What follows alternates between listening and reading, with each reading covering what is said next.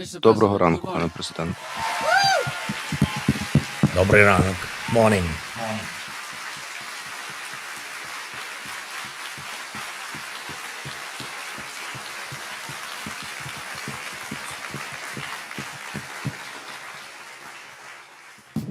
Президенте Зеленський, для нас велика честь сьогодні вас тут чути і бачити в нашому приміщенні університету в Гагі. Я хочу привітати вас від всіх студентів Лайдена і Гаги, які тут зібралися в великій кількості. Дуже дякую за те, що ви знайшли час бути сьогодні з нами. Я хочу передати слово тепер вам. Дякую. Дякую всім студентам за цю можливість. Пані ректоре, дякую вам за добрі слова. І вітаю вас, Нідерланди. Дорогі студенти, я хочу присвятити це звернення передусім вам, тим, хто зараз ще зовсім юний та починає свій навчальний рік. Але вже дуже скоро, і повірте, ви навіть не помітите, як швидко мине цей час, і ви самі, можливо, будете звертатись до інших, хто починає свій навчальний рік. І, можливо, це будуть слова, які ви, як батьки, може, скажете своїм дітям. Можливо, ви будете працювати в університеті, вже викладати ті предмети, які зараз лише вивчаєте, і тоді привітайте нових студентів, які вперше прийшли до вас. І, можливо, ви станете лідерами в політиці, чи в бізнесі, чи громадській активності, яких запрошують звернутися до студентів в такі урочисті моменти. І це ваше життя. І яким воно буде, що стане вашою долею з часом, і що саме ви зможете сказати іншим, залежить тільки від вас. І не від кого більше. Зараз світ такий, що вже точно немає жодного дефіциту в порадах, і тим більше в мотиваційних промовах. Як людині жити, і що краще робити, чи не робити, кажуть всюди. Навіть тоді, коли це абсолютно не потрібно. І усі ви, я впевнений, могли чути дуже багато разів, а що ж нібито варто робити вам, аби, на думку когось іншого, вам вдалося. І буває, що це навіть правильні поради. Буває, що дослухатись до інших дійсно потрібно. Але все ж, якщо ви самі не розумієте, яким шляхом ви йдете, та які ваші власні межі правильного і неправильного, то все, що у вас є, може просто потонути у плині життя, розчинитись у часі. Це дуже страшно, коли людина озирається нібито на своє життя і не бачить, власне, свого життя, не бачить щось чуже. Саме так відбувається і з країнами, як з людьми. Кожній країні потрібно вміння говорити «так» або «ні». Як людині. Якою б не була ситуація і що б не пропонували інші, треба знати межі свого «так» і свого «ні». Свій власний інтерес. Кожній країні треба знати, чого вона варта, що саме їй в цьому світі, так само, як і кожній особистості. Бо якщо не розумієш, що твоє, не зможеш захистити дійсно свій вибір. Кожна країна має свій рівень свободи, у когось більше, у когось менше. Хтось отримав її у спадок, хтось виборює свободу. Але якою б країна не була, ніде свобода не буває подарунком. Її завжди треба захищати, її завжди треба цінувати та усвідомлювати, що дає свободі силу, а постійно додавати свободі гарантій, щоб такого не було моменту, коли країна свободу втрачає. І так само з кожною людиною треба розуміти, що дає тобі силу бути вільним, аби завжди бути вільним. І завжди треба уміти шукати причини для єдності всім країнам, як і всім людям. Сучасний світ надто активно роз'єднує. Це відбувається просто щомиті, коли ваші соцмережі створюють лише під вас інформаційну та, що навіть більш важливо, емоційну картину життя. Коли з вашого кола спілкування поступово виростає ваша соціальна така бульбашка, в якій майже не відчуваєш, як живуть інші, і в інших бульбашках. І коли ваша робота, ваші звички, ваше місце в житті стають не просто тим, що вирізняє вас серед інших, а тим, що вас повністю закриває від іншого життя. Так з людьми. Але хіба не так з країнами? Світу дуже не вистачає єдності, не вистачає уміння відчути іншого та зробити іншого своїм союзником, не вистачає уміння поставити амбіції на службу спільним цінностям. Зараз світ проходить особливий етап, і коли вирішується не лише, чи одні ми десь тут, на сході Європи, збережемо свободу. Зараз визначається, чи вдасться зробити геноцидну політику частиною нібито нормальної світової політики. Саме це намагається зробити Росія. Росія війною проти нас. Зробити геноцид тлом, на якому інші можуть нібито спокійно жити десь у своїх бульбашках. Заморозити війну і привести смерть з шокуючої картини боїв в майже непомітну реальність щоденних репресій на окупованій території. Чи об'єднаний світ проти цього? Не увесь. Поки що не увесь. Але ми стараємось, це одне з головного, що ми робимо. Україна шукає причини для єдності з різними країнами, і навіть із тими, з якими у нас майже не було відносин протягом десятиліть. Ми будуємо нові зв'язки. Ми будуємо нові партнерства. Зокрема, і Нідерланди нам у цьому допомагають.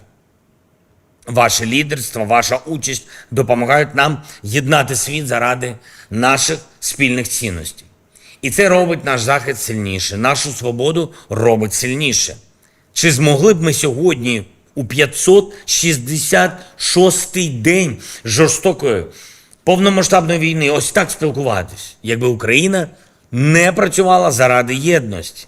Я вам щиро бажаю бачити власний шлях.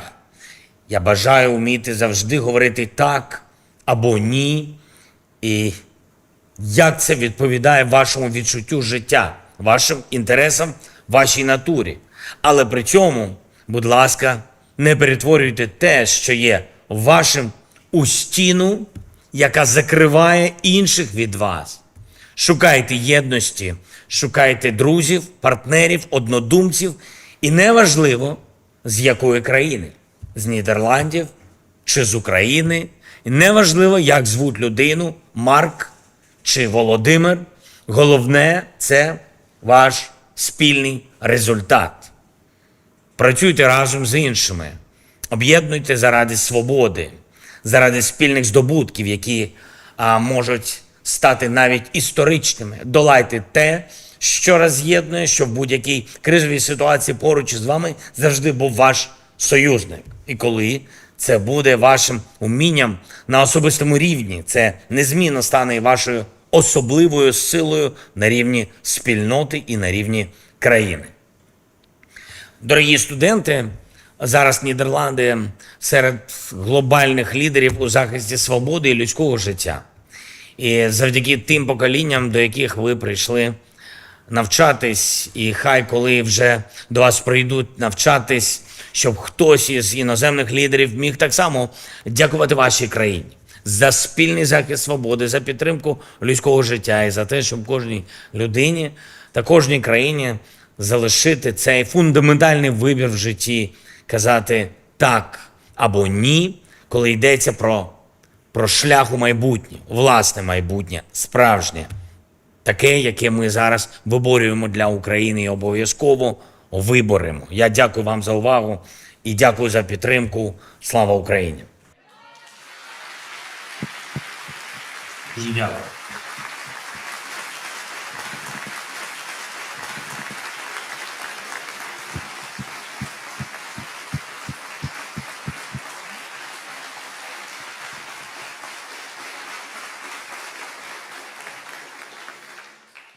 Дуже дякую, пане президенте. Мене звати Яков Штефер.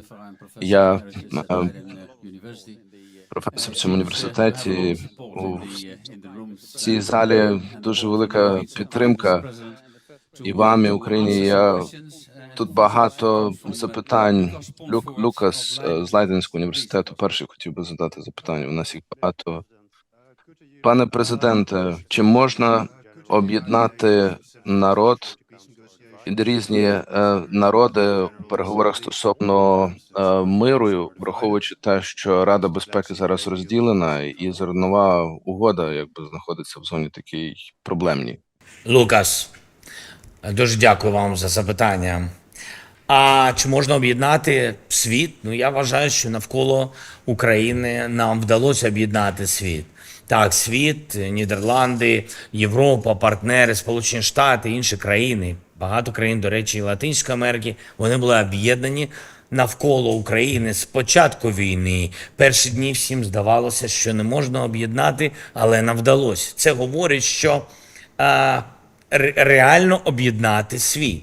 І реально це складно зробити на полях Організації Об'єднаних Націй. Хоча я погоджуюсь з вами, в принципі, коли ми наводимо приклад, і прикладом є історично Організація Об'єднаних Націй, це могла б бути найкращим майданчиком для об'єднання світу. Світ об'єднується в ООН, але в деяких рішеннях не об'єднується. Ви знаєте, і щодо трибуналу, і щодо більш потужного тиску на Російську Федерацію. Світ дуже часто міняє цінності на економічні відносини. Але наполегливість, але така, як у Україні була з самого початку війни, наполегливість на тому, що Росія дійсно терорист. Будь ласка, розплющте очі, такі речі вони допомагають. Все залежить від бажання. І так само, як і на майданчику Організації Об'єднаних Націй. Коли ООН працював дуже потужно, нам вдалося зробити зернову ініціативу. Коли ООН стали послабшувати свою інтенсивність тиску на Російську Федерацію, Росія вистрибнула із зернової ініціативи. І, якщо чесно, далі, ніж зернова ініціатива і зерновий коридор, далі ніякі ініціативи не спрацювали. Щодо ядерної безпеки нічого не вдалося. Організація Об'єднаних Націй і МАГАТЕ їм не вдалося тиснути на Росію. Чому? Тому що тиск – це як у фізиці.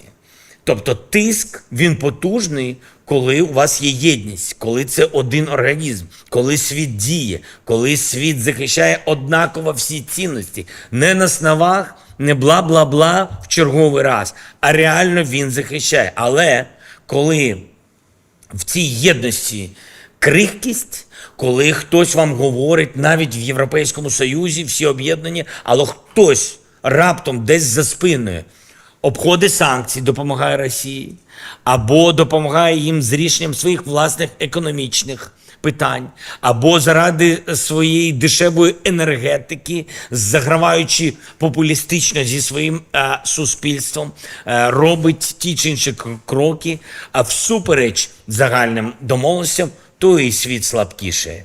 Тому в об'єднанні є міцність. Тому на полях Організації Об'єднаних Націй, напевно, це можна робити. Ми зробили формулу миру, на полях якої ми хочемо об'єднати цивілізований світ. Але ж ті держави, які хочуть. Ми будемо робити все, щоб нам це вдалося. І я вірю, що це може принести нам справедливий мир. Thank you, Mr. President.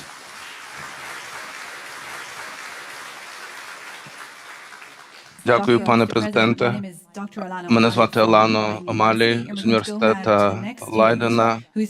Марина Лоза з університету Гагарського хочу зараз задати вам питання. Пане президенте, ви адвокували швидкий вступ України в Європейський Союз. Які переваги ви особисто очікували б з точки зору безпеки і захищеності України від цього вступу? Дуже дякую.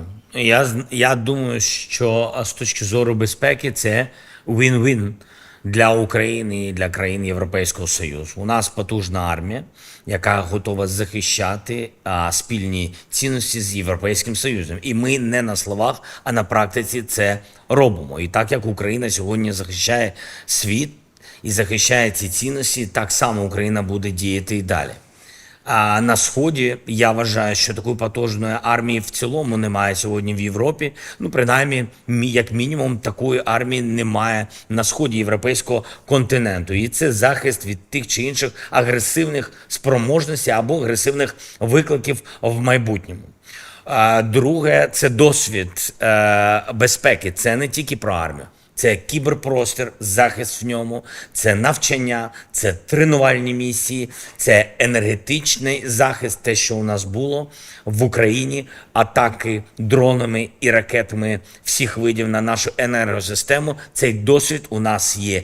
На сьогодні такого досвіду в Європейському Союзі немає.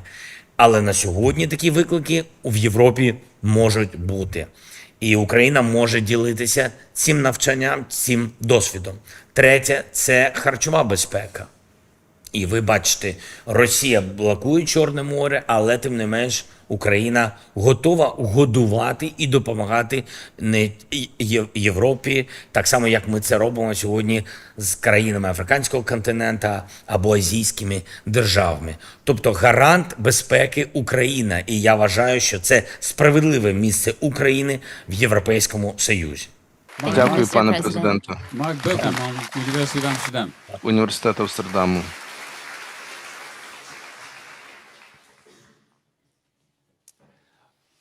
Пане президент, Як студент, який вивчає українську мову, чи є якісь поради того, як вивчити українську так, як володіти нею, щоб бути таким натхненним оратором для інших? Щоб вивчити мистецтво Ван Гога, до речі, в Амстердамі, з якого я приїхав колись в музей. І щоб закріпити ці знання, я був двічі в музеї Ван Гога. Я пам'ятаю, це було колись до моєї політичної кар'єри і до війни, і я отримав задоволення, я хотів походити, побачити. І одна історія, коли це виставка, яка подорожує іншими країнами, а інше – це бути в такому музеї. Тому, щоб вивчити українську мову, я вам пропоную також подорожувати Україною і це все побачити своїми очима. Тому що будь-яка мова – це також мистецтво. дякую.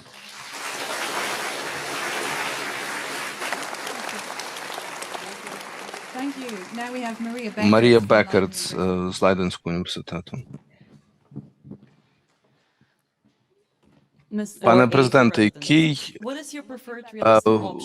ви хотіли бачити саме трибунал за військові злочини? Який з варіантів вам більше подобається і який ви хочете досягнути результат для українців від цього? Будь-який трибунал, який призведе до реального справедливого вироку для всіх вбивць і, відповідно, для керівництва Російської Федерації, які віддавали ці ганебні накази. Будь-яка назва у трибунала, ми з вами розуміємо, що від назви нічого по суті, по змісту не залежить. Головне – це результат. І це найважливіше. І тут у вашій державі є великий досвід, я вважаю, є спеціалісти, і ми постійно радимось. Але Це складна місія.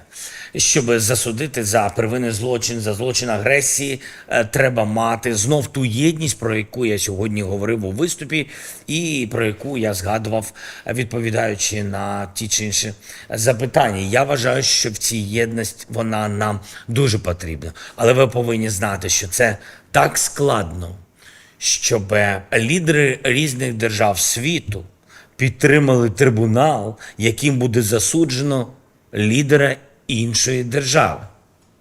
І навіть якщо вона з війною пішла проти свободи людей іншої держави. Але ви розумієте, в чому ця складність. Але знов-таки єдність і наполегливість точно дадуть результат. Дякую, пане президент.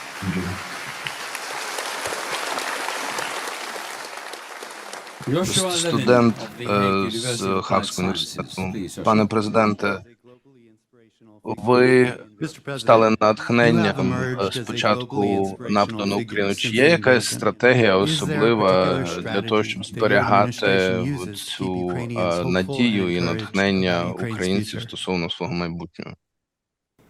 Стратегія українців, якщо не ми, то хто?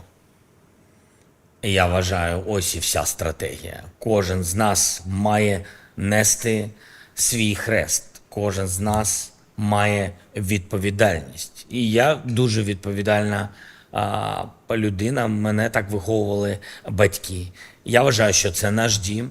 І я вважаю, що тут моя сім'я, тут мої друзі, мої спогади, моє студентство. Все це пов'язано з Україною. Найкраще і миті мого життя, і найскладніше, коли ти втрачав близьких. В усіх цих моментах є те, що твоє. І сьогодні хочуть забрати не тільки твою землю, твою природу, твою сім'ю, твою домівку, твоїх батьків. Це все наше. І ти захищаєш це. По суті, я вважаю, що ти захищаєш себе. Кожен на своєму місці. Не тільки я, як президент, а кожен на своєму місці, на своєму робочому місці. Воїн в окопі, айтішник, який бореться проти дезінформації Російської Федерації, вчитель, який навчає діточок, медик, який зберігає життя як цивільним, так і військовим. Кожен на своєму місці. Ось ці люди, які знаходяться тут, в Україні, захищаючи Україну, це і є моє найбільше натхнення. Thank you, Mr. President. Дякую, пане президенте.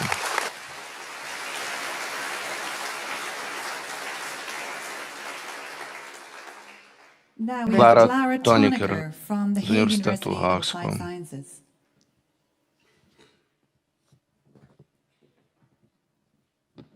В березні 21-го року був створений Центр боротьби з дезінформацією в РНБО. Як Україна продовжує боротьбу з дезінформацією Росії особисто на окупованих територіях Луганську, Донецьку і Криму зараз? Коли я став президентом України, я як людина, маючи досвід по праці і продюсерської діяльності в інформаційному просторі, в медійному просторі, розумів чітко, що ми програємо інформаційну війну з Російською Федерацією. І коли я говорю «ми», я говорю не тільки про Україну. Я багато подорожував країнами світу, і я все це бачив. Європа програвала дезінформаційну атаку Росії, програвали інформаційну війну. Сполучені Штати, Ізраїль, Латинська Америка, Британія.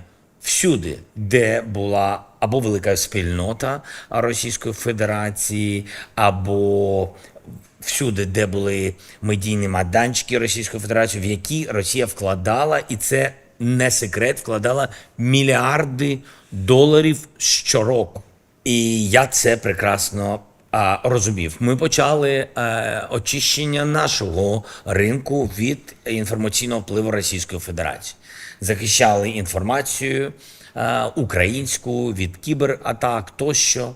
В цьому напрямку ми багато працювали, але цього було замало, тому що дуже складно було об'єднувати країни світу навколо України, тому що вони жили в іншому інформаційному просторі, в тій бульбашці, про яку я сьогодні говорив. Але це така бульбашка дороговартісна. І тому ти повинен протидіяти. Чим? Ну, ти можеш протидіяти тільки таким самим впливом, постійними комунікаціями з суспільствами. Я багато разів на це звертав увагу. Є лідери, які комунікують з лідерами. Ми обрали іншу тактику. Я, як лідер, комунікував з суспільствами. Суспільств більше. Люди мають великий вплив на своїх лідерів, бо люди обирають лідерів. Контакт з іншим лідером – це тільки дві людини. А контакт мій з спільнотою тієї чи іншої держави – це контакт з мільйонами людей. І мільйони людей будуть мати вплив на свого лідера. Мільйони людей розберуться у будь-якому випадку швидше, де є правдива інформація, а де є дезінформація. Тому ми повинні постійно діяти, постійно комунікувати, постійно говорити людям правду, як вона є. Другий аспект – це я дуже вдячний, що велика кількість журналістів з різних країн світу приїхали до нас. І ми відкрили розпахнули ці ворота. Дуже важливий момент, що журналісти, я їм дуже вдячний, з різних країн світу, вони тут сиділи з перших днів війни, і вони комунікували зі своїм суспільством. І це дуже важливо. Третє – це те, що країни світу почали позбавлятися санкційно почали позбавлятися медіаресурсів Російської Федерації на території своїх держав. Тут ми багато зіграли, тому що ми постійно підкидували країнам світу і Європейському Союзі, показували, які майданчики, медіамайданчики впливають на думку населення, які впливають неправдою, а постійною брехнею. І я думаю, що це три головні напрямки боротьби з дезінформацією. Дякую, пане президенте.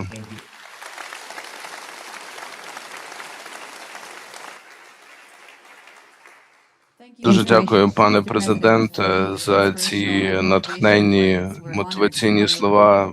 Нас дуже надихнули ваше звернення і запитання. Якщо можна, один момент вашого часу взяти для того, щоб зробити селфі. Якщо можна, встаньте, будь ласка, всі. Розверніться. Приготуйте свої телефони. 3, 2, 1. Дякую дуже, пане президенте. Дякую. Thank you so much. Thank you. Thank you very much. Great honor. Thank you so much from all our people.